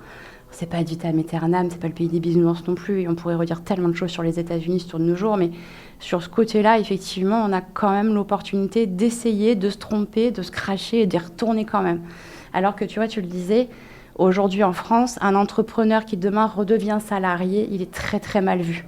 Voilà, et je trouve ça dommage. Et je pense que c'est très dur, mais que si vous en êtes là, ne vous fermez pas, surtout pas. Si vous voulez redevenir entrepreneur dans 2 ans, refaites-le. Et en fait, la vie, elle est juste infinie et illimitée du moment qu'on s'en donne les moyens. Puis on y va, quoi. On s'en fiche, tout. Ouais, il y a un droit aussi qui empêche la reconstruction, liquidation judiciaire, interdiction de gérance. Il y a une sorte de doigt montré, tu n'es pas bon. Il y a aussi une législation là-dessus. C'est ça. C'est pour ça qu'on est un peu fermé et on le voit dans nos entreprises. Quand un salarié fait une erreur, ça dépend du niveau d'erreur, mais quelque chose d'assez anodin, il va être très vite jugé, très vite réprimandé, alors que il s'est juste planté, c'est pas grave, on va apprendre et on va le refaire et puis ça va bien se passer. Racine, tu voulais réagir? Ouais, je suis complètement d'accord avec ce que dit Pauline. Pour moi, il y a 2 maîtres mots finalement dans l'entrepreneuriat, quel que soit en fait le domaine dans lequel on se situe, c'est l'apprentissage continu. Comme tu disais, Pauline, finalement, on ne réussit pas entre guillemets, mais chacun a ses standards de réussite. Réussir, ça veut dire quoi? Est-ce que c'est financièrement? Est-ce que c'est intellectuellement? Est-ce que c'est avoir une place dans le système? Et ensuite, il y a, pour moi, le maître mot, c'est savoir rebondir, quel que soit finalement un peu le parcours, la difficulté, l'échec, de pas finalement s'arrêter là où on pourrait s'arrêter, mais savoir rebondir alors soit dans une direction alternative, comme vous avez pu faire justement à ce moment-là, ou bien finalement une horizon peut-être qui est différente et qui sera peut-être un autre chemin un peu dévié, mais qui va aboutir à terme à l'objectif qu'on s'était fixé. Là encore, Pauline, tu parlais de l'entourage. Souvent, on parle de la solitude du dirigeant. Pierre connaît ce sujet-là, parce que c'est un ancien président du CJD. président national d'ailleurs, pendant le Covid, je crois bien. Et en plus, j'étais président national pendant le Covid, effectivement. Moi, j'ai cumulé les emmerdes. Comment faire jackpot? on parle de la solitude du dirigeant, et justement en France, notre famille, notre entourage, nos amis nous regardent un peu de travers, pas par jalousie, mais on n'est pas vraiment entouré là-dessus. C'est encore vrai aujourd'hui, ça? Oui et non. Pardon, après je te laisserai parler, Laurent. Il y a un peu de ça, mais je pense aussi que c'est surtout qu'il y a beaucoup de gens qui ne comprennent pas ce que ça implique. Et c'est surtout là, moi, en tout cas personnellement, c'est là que j'ai vécu ma plus grande solitude, c'est en parlant avec mon entourage qui ne comprenait pas que oui, là pour commencer, il fallait que je bosse 14 heures par jour et que ça c'était une petite journée et que ça s'est bien passé en fait. Et c'est compliqué que je vais bosser les week-ends, je vais me lever plus tôt pour faire ça, puis emmener ma fille après à l'école et être quand même une maman malgré tout aussi. Voilà, il y a cette petite incompréhension. Est-ce qu'il y a un peu de jalousie? Je pense un peu, parce que des fois, on peut se faire des gros plaisirs qu'on ne se serait pas fait quand on était salarié, et ça peut être bien aussi. Mais je ne trouve pas que ce soit la majorité. Je pense que c'est une toute petite minorité, ce côté-là. Enfin, pour ma part, en tout cas. Alors ça, c'est un point, moi, qui me touche beaucoup. Et je pense que les gens, les conjoints, les proches comprennent intellectuellement, mais pas vraiment émotionnellement. Et c'est là qu'est le piège. C'est-à-dire que si on leur dit, vous comprenez pas, ils disent, si, on comprend bien, on voit bien que c'est dur, que t'es stressé, ainsi de suite. Mais l'intensité des émotions qu'on vit, les hauts, les bas, les mauvaises surprises, la nuit où on se réveille à 3h, 5h, en se disant, tiens, je vais noter sur un bout de papier, c'est mieux. Non, en fait, c'est indicible. Et ça, je pense que c'est quelque chose qui sera éternel. C'est-à-dire qu'ils comprennent intellectuellement, parce que ce sont des bonnes personnes, parce que ce sont des personnes qui nous aiment, mais ce niveau d'émotion, je pense qu'on ne peut pas le partager, et il faut en prendre son parti. Hein. Ouais, il y a un côté, ils nous prennent des fois pour des fous. Enfin, moi, je vois mes parents, j'avais une situation très confortable en tant que cadre dirigeant. Ils m'ont dit, mais t'es dingue, hein, il faut pas faire ça, hein, quand même. Enfin, c'est pas qu'ils m'ont dit, il faut pas faire ça, mais il y a une forme d'incompréhension quand on se lance dans l'entrepreneuriat. Surtout, nous, on s'est lancé dans l'entrepreneuriat social, qui était un sujet quand même assez prenant, émotionnellement parlant aussi avec les salariés. Et il y a une forme d'incompréhension, mais je dirais qu'avec le temps, ça fait beaucoup de sens aussi pour la famille. C'est-à-dire qu'il faut laisser aussi du temps, comme à nous, en tant qu'entrepreneurs, au départ, c'est un nouveau rythme, c'est un nouvel habit, c'est un nouveau costume. Et je dirais que le fait de se réveiller la nuit, il est peut-être plus présent au départ. Puis après, il y a des périodes où on arrive à mieux le gérer aussi. En tout cas, moi, personnellement, j'arrive mieux à le gérer maintenant. Et voilà, c'est ce nouveau costume ou ces nouvelles chaussures qu'il faut mettre. Et en fait, il faut juste s'habituer. Voilà. Moi, ça m'inspire une question, pour terminer, il nous reste quelques minutes. Une question un peu provocante. Être entrepreneur, c'est pas être maso? Si, mais c'est pour ça qu'on le fait, je crois. C'est une nature. Ouais, c'est ça, c'est parce qu'on aime ça. Donc c'est le goût du défi, le goût de l'obstacle, le goût du challenge. Moi, personnellement, si en fait on a écrit très vite notre raison d'être, on savait pourquoi on le faisait, mais on s'est beaucoup raccroché à ça. Enfin, moi, c'est pas que des mots. C'est-à-dire que s'il n'y avait pas la raison d'être, je peux vous dire qu'on aurait arrêté plus d'une fois. Et c'est ce qui nous a raccroché vers le sens. Parce qu'effectivement, quand on se lance, on est maso. Enfin, oui, moi je suis d'accord avec toi, on est maso. On est surtout, pour moi, animé par une cause finalement qui est difficilement explicable. C'est la raison pour laquelle il y a aussi une petite distorsion entre les entrepreneurs et la famille, pour rebondir sur la question d'avant. Et il y a peut-être besoin aussi de les éduquer, de leur faire comprendre qu'il y a une raison qui, pour nous, la plupart du temps, n'est pas que financière. On est animé par d'autres choses. Et donc c'est un peu être maso sur les bords parfois. Pauline, Laurent, pour finir sur ce... Moi je suis d'accord, non, faut être maso, mais je reste persuadée que si on ne l'est pas, c'est difficile de tenir en tant qu'entrepreneur. Il faut l'être, clairement. Mais dans le bon sens du terme, on va bien. Et c'est compensé par une trajectoire ou une promesse qu'on se fait. Voilà. Oui, mais par une liberté. Par une liberté qui est énorme quand même, parce que c'est vrai qu'on a beau être contraint par les banquiers, par les clients, par les partenaires, on a une liberté qui est énorme et personne nous dit ce qu'on a à faire, ou alors les gens peuvent nous dire ce qu'on a à faire, mais on peut ne pas écouter. Et moi je sais que plein de fois j'aurais pu me repartir en tant que salarié, et je dis pas que je le ferai pas un jour, il n'y a aucun souci là-dessus. Ce que disait Pauline, moi je pense qu'on peut tout à fait faire l'un ou l'autre, il n'y a aucun souci, mais j'ai pas envie. Même si, effectivement, il y a de la souffrance, il y a des difficultés, ce côté un peu maso, c'est, je pense, le prix de la liberté. Oui, je suis d'accord, c'est vraiment la raison d'être qui nous tient. Enfin, il y a un vrai quelque chose derrière. Tu as raison, on ne le fait pas que pour l'argent, que pour la liberté. C'est parce qu'on a un vrai truc qui nous anime et qu'on essaye de l'exploiter et de le tirer jusqu'au bout, en fait. Eh ben, merci à vous quatre pour ces témoignages que vous venez de partager. Ça va résonner longtemps pour ceux qui nous écoutent et qui traversent leur propre tempête. C'est ça, Radio Clapas, 93.5. De l'humain, du vrai. Dernière thématique dans un instant. Merci à vous quatre.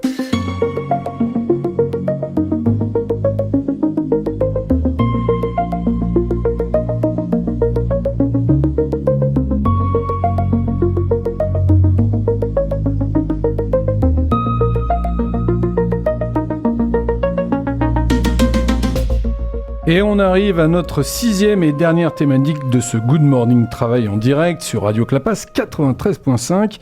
Et c'est ma passion personnelle, ma passion c'est mon métier. Tout le monde en rêve, eux ils l'ont fait. Comment ? Est-ce que ça vaut vraiment le coup ? Réponse dans les 15 prochaines minutes. Avec moi pour cette thématique, de nouveau Priscilla Lenoir. Merci Priscilla encore. Fondatrice de Mes Fantastiques. Cédric Loubat, Aveyronais de son état. Je salue qui est là depuis le début du direct. Merci Cédric. Fondateur de Spécifique Polymère. Olivier Seron, fondateur Les 26 Mousquetaires, vous apprend à parler. Et puis, Géraud Vaillat, un homme de la terre, DG de Sarivière SAS, pépinière.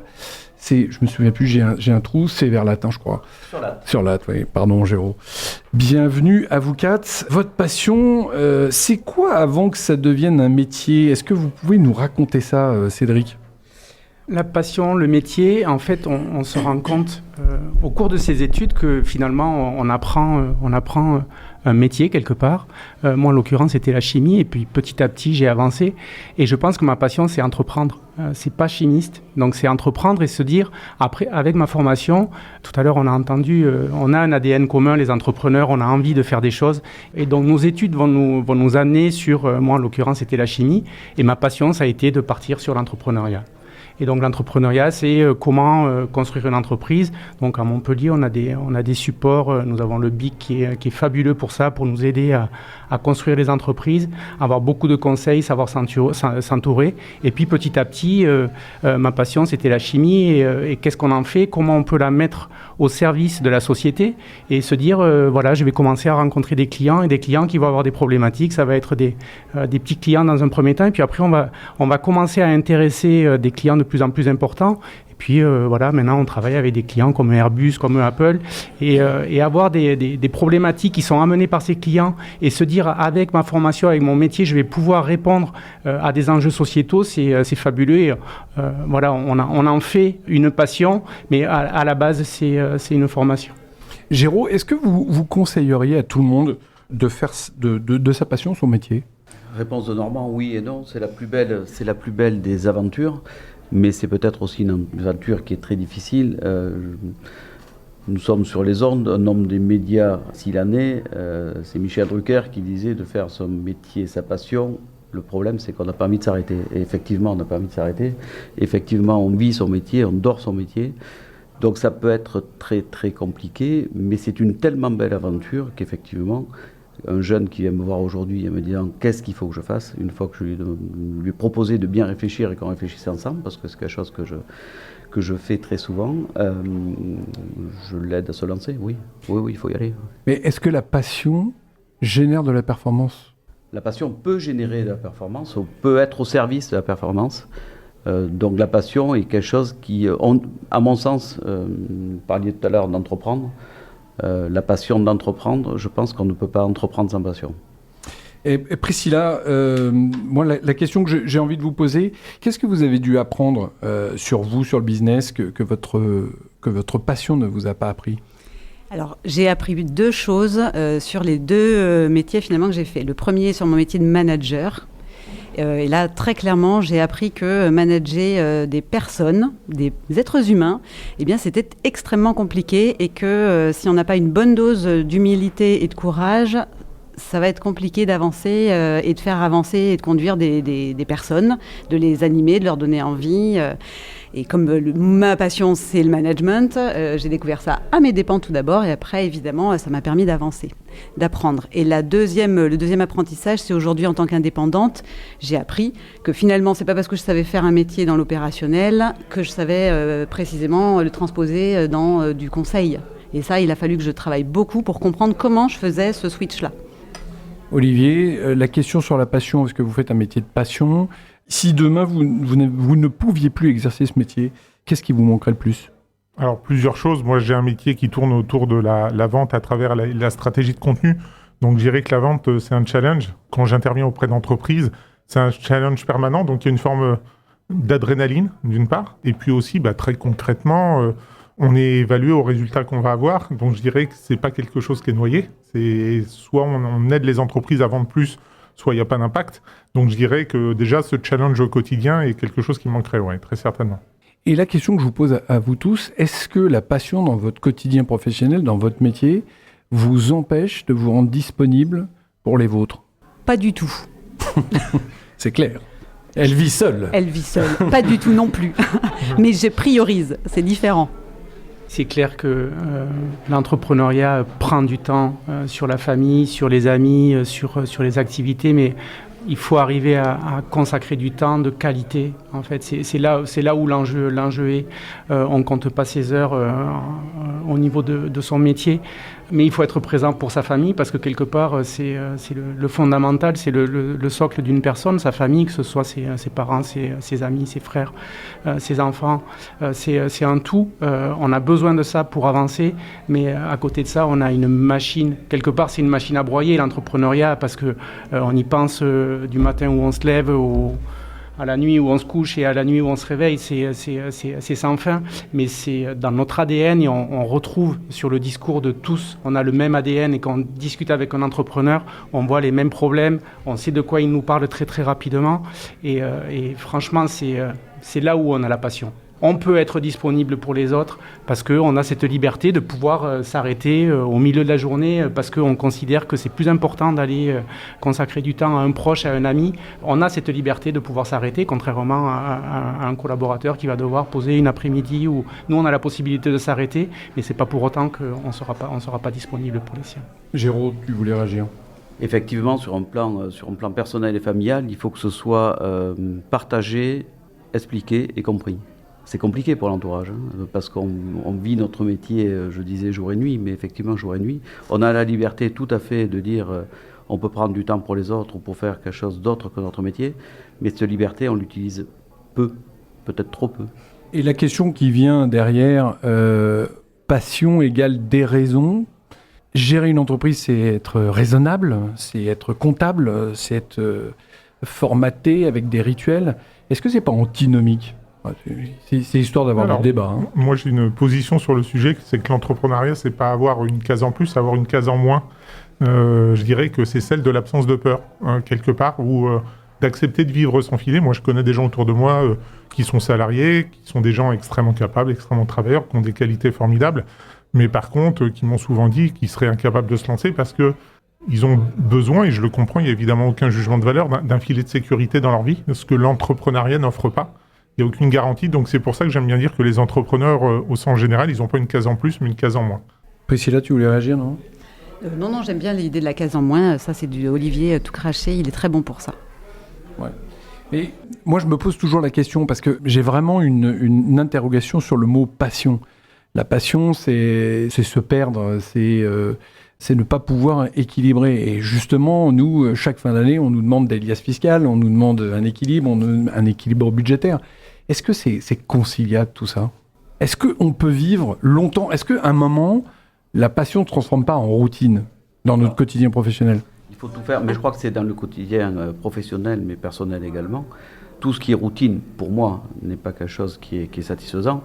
Donc il faut tout faire pour alimenter la passion, tout à fait. Et dans son métier, comme dans son couple, comme dans sa vie personnelle, voilà, si la passion n'est pas là, c'est un peu plus compliqué. Alors comment on fait ? Comment on fait pour alimenter la passion ? On innove, on projette, on se remet en cause, on se grandit de ses équipes. Moi, aujourd'hui, nous sommes une trentaine. Mes équipes, sans moi, ça fonctionne mal. Mais moi, ça fonctionne mal. Mais moi, sans mes équipes, ça ne fonctionne pas du tout. Donc, on est vraiment un groupe qui avance dans le même sens. Et on a besoin de se mettre en danger, en fait. Clairement. C'est ça, la passion. Ouais, clairement, on a besoin de se mettre en danger. Et comme tu le dis, le sentiment de routine, lorsqu'il commence à s'installer chez nous, c'est qu'il y a quelque chose qui nous manque. Donc, effectivement, une fois, nous... On a à peu près la même taille, hein, on est une trentaine de collaborateurs. Une fois qu'on a installé les équipes, on a cette équipe qui nous porte. Donc on se dit, déjà on a une responsabilité. C'est là où, quelque part, je parlais un jour en rentrant avec une personne qui avait une très grosse entreprise qui me disait, quelque part, on a un boulet au pied. C'est qu'on ne peut pas partir, on a besoin de nous, on peut pas s'arrêter. Concrètement, on ne peut pas s'arrêter pendant 6 mois, il faut être présent. Mais à côté de ça, on en a besoin intrinsèquement d'être là pour les équipes, pour les faire progresser, pour progresser avec eux. Et lorsqu'on rentre dans un phénomène de routine, malheureusement, ce n'est pas ce que l'on attend. Le confort, l'entrepreneur, on a besoin de nouveaux challenges.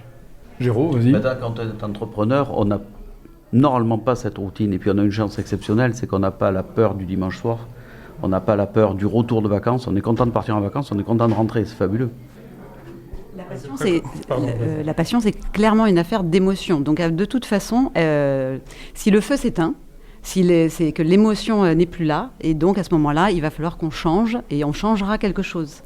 Mais tant que la passion, elle est vivante, c'est-à-dire et émotionnellement, vraiment, on va sentir des vibrations très fortes, et ces vibrations, on peut les poursuivre en effet par beaucoup d'innovation, par beaucoup de curiosité. Quand on est passionné, on est curieux de tout en lien avec sa passion, souvent. Et puis on va les creuser, puis on va aller s'inspirer, puis on va aller chercher tout ce qui pourra nourrir ce feu sacré, en réalité. Comment on transmet la passion à ces équipes? Parce que tout le monde n'est pas passionné chez vos collaborateurs, rassurez-moi. J'ai une chance extraordinaire, c'est que j'ai beaucoup de passionnés chez mes collaborateurs. J'ai une chance extraordinaire, j'ai un de mes fils qui est architecte et qui partage la passion de l'entreprise depuis 4 ans également. Donc c'est réellement un métier de passion, mais l'entrepreneuriat, comme tu disais, est un métier réellement de passion. Donc ça se partage, ou ça s'apprend, ou oui, je crois que ça se partage. J'ai le sentiment aussi que les gens passionnés sont souvent des gens passionnants, quel que soit le domaine. Quand on parle avec quelqu'un qui est réellement passionné, ça peut être un chef cuisinier, ça peut être un bricoleur, il va mettre déjà naturellement un enthousiasme quand il va parler de sa passion, justement, qui va normalement diffuser autour de lui naturellement. Et donc ça peut infuser chez des collaborateurs à moyen et long terme, je crois. Tu penses que c'est viral? Ça peut l'être, oui. Mais on peut réussir sans passion. On peut réussir sans passion, absolument. Et il faut faire attention, en effet, à ne pas projeter sa passion sur nécessairement les autres et l'ultra-importance pour qu'eux la partagent. Alors ça, ce serait dangereux, ce serait délétère, parce qu'en effet, tout le monde ne partage pas nécessairement, et on peut tout simplement très bien travailler, et de façon très cérébrale, et après rentrer chez soi et avoir sa propre passion, qui va là permettre d'avoir un exutoire sur autre chose et de se faire plaisir ailleurs que dans le métier. On peut effectivement réussir sans passion. Est-ce qu'on peut avoir le métier de chef d'entreprise sans passion? Je ne sais pas. On est peut-être passionné du métier de chef d'entreprise, peut-être pas de l'action, du projet qu'on part. Ouais, exactement. Mais le métier de chef d'entreprise est tellement passionnant qu'on est obligé d'avoir de la passion. Je pense qu'il le faut, complètement. Pourquoi tu dis que le métier de chef d'entreprise, c'est passionnant? Parce qu'on l'a dit sur le plateau d'avant, il y a une dimension un peu masochiste, il y a plein d'obstacles, c'est compliqué. Pourquoi tu dis que c'est... D'ailleurs, Cédric aussi dit que c'est passionnant. Être entrepreneur, c'est passionnant. Est-ce qu'on arrive à avoir la pression dont on parle depuis quelques minutes, tenir cette pression-là sans passion? Je ne sais pas. Est-ce qu'on arrive à avoir des emplois du temps aussi chargés moi, je ne me plains pas du tout. Mais est-ce que d'avoir des journées qui font 13 heures, sans passion, on arrive à le faire? Je ne sais pas. C'est totalement irrationnel. C'est totalement irrationnel. On fait quelque chose qui nous anime. Le matin, on va au travail sans comme tu le dis, le dimanche soir, on n'a pas cette inquiétude. Les vacances, quand on revient au boulot, on est content parce que les dossiers ont avancé, les équipes, il y a des nouveaux qui sont arrivés, il y a tout le temps quelque chose à faire. Et c'est une passion, c'est vraiment une passion. Et c'est irrationnel, on ne le maîtrise pas en fait, tout ça. Mais rassurez-moi, on n'est pas dans le monde des bisounours, il y a des moments où vous avez un doute sur votre passion. Et c'est pas pour autant qu'on a envie d'arrêter, et au contraire, quand on se retrouve devant une montagne, on a envie de la gravir. Quand il y a un problème, c'est sûr qu'on prend des coups, mais on a envie de résoudre ces problèmes-là. Et lorsqu'on voit que l'on a réussi à résoudre les problèmes au niveau du collectif, on n'a même pas je pense qu'on a de l'humilité de ne pas être fier de cette réussite, et on passe déjà à l'étape d'après, qu'est-ce qu'on va aller chercher comme nouvelle montagne à franchir. c'est un point commun chez les entrepreneurs, la passion. J'ai l'impression, c'est une petite question pour terminer, que la passion a quitté les politiques. C'est peut-être pour ça qu'on a du mal à les suivre. Qu'est-ce que vous en pensez ? Parce que c'est devenu un métier. Passion, conviction, du coup, chez les politiques. Réelle conviction, je veux dire. Je pense qu'ils ont perdu les convictions. Oui. J'ai le sentiment, ouais, réellement. Je pense qu'effectivement, on est plus dans des carrières que dans des vraies envies. Enfin, c'est pas des entrepreneurs, c'est des carriéristes. Pour rebondir à ce que tu disais, la passion, elle est liée à la conviction. Parce que si on est convaincu, on alimente cette passion. Donc c'est ça aussi le double moteur qui régénère la passion chez l'entrepreneur. Si on est passionné, on est convaincant. C'est pas de la conviction de base où on devient passionnant. Ça marche dans un sens. Et donc les politiques sont ni convaincants ni passionnants, c'est ça ? Alors bon, c'est que mon avis personnel, mais je suis pas sûr, je vois pas beaucoup de messie de nos jours, quoi. On est le 18 juin. Ah oui, c'est vrai. Rappelons-le. Il me semble qu'il y a une date un petit peu au niveau de l'histoire. Quand on est chef d'entreprise, il ne faut pas avoir peur de prendre des coups. Les politiques ont peut-être peur de prendre des coups. Et puis aller toujours dans le sens du poil, c'est pas le métier de chef d'entreprise. Effectivement, c'est peut-être le métier de politique. Bon, ça sera les mots de la fin.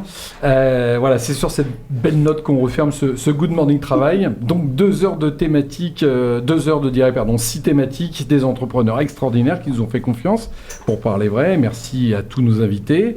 Merci à Pierre-Jean, Didieu, à Bruce, qui est là, qui me voit, qui me salue et qui me regarde et m'observe, à Mélanie, à Laure et à mon Greg.